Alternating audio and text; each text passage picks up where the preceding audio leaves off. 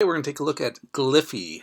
So Gliffy is a program that's used to make diagrams. It's all online, so you can collaborate with colleagues by sending them a link and ultimately work together in creating some type of diagram for uh, whatever your purpose is. It is not free, so you go into pricing here. You can see that it ranges a little bit based on how large of a group you're dealing with. So like a personal, just a private account for one person would be $8 a month. So I can see that it's a little bit probably more expensive than a lot of people want to do it, but still kind of a nifty program I just want to go through a little bit here. So I will run through some things I've started working on here and kind of show you how it works. I do want to say first that Gliffy really lends itself to many different types of lessons. So you can create things like mind maps, Venn diagrams, flow charts, and those types of things, which really serve different aspects of exchanging information. Gliffy could really lend itself greatly to student creativity, as dragging and dropping different images and different components of Gliffy is really intuitive and pretty easy to do. However, as probably many of us know, students sometimes struggle with this kind of creative aspect.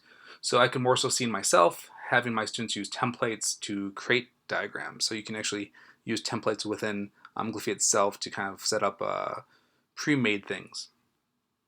Specifically, I think having my students create a flowchart for some of the chemistry processes that we've been working on recently could really help them validate and reinforce the concepts that they're trying to learn in class. So specifically, students sometimes struggle with the naming conventions of when different types of atoms come together to form a compound. So as students are using these digital tools to produce and review and master material, I think kind of the T2.1 production area really is well met for this type of activity.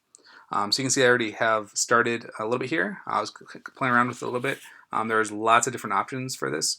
Actually, what I'm going to do is I'm going to open up a new tab here real quick. If I can get out of there.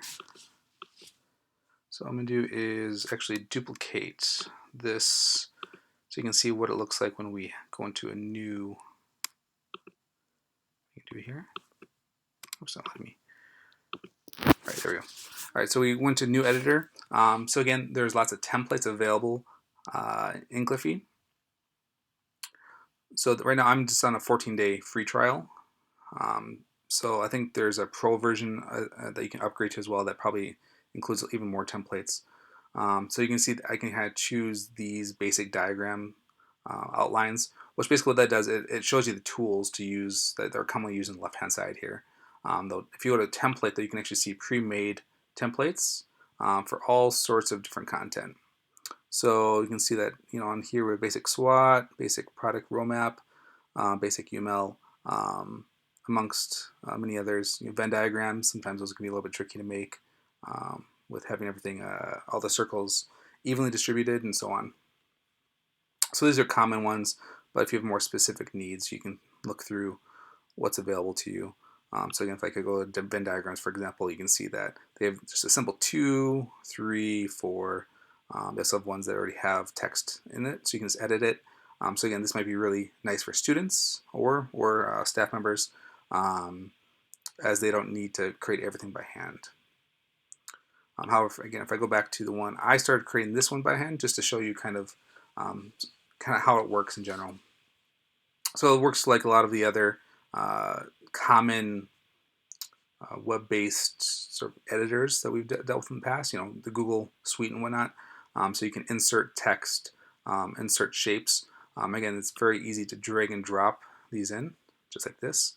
I've already set the color based on the theme over here, so that it has this kind of this blue theme, which I think I just clicked off there.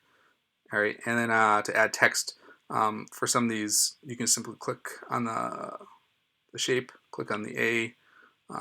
Oops, first I need to add the text. All right, so to add text, we go up to here, click on the A, and add your text. You might want to change the size because it may be a little bit small at first. So it's when you're not using a template, it might be a little bit cumbersome at times because you have to do everything manually. but at the same time, you have the most flexibility for doing what you want to do. So as you can see, it's a little off center, for example. So click off here. And I basically insert a text box. So these are actually separate from what's under it, so I can line them up. And then you can select multiple components by dragging it.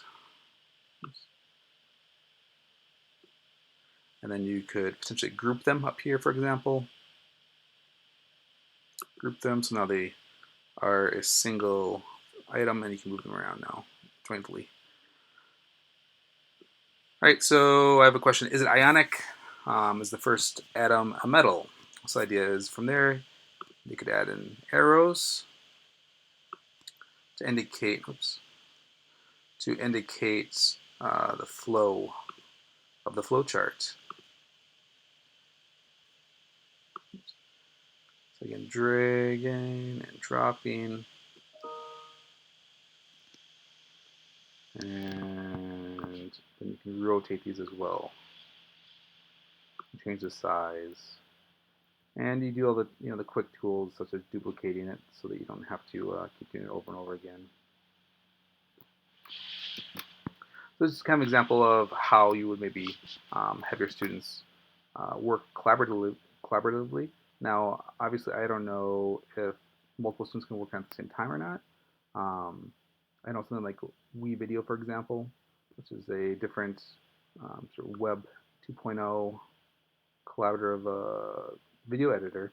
You can have multiple people sharing the document, but ultimately only one can work on it at a time.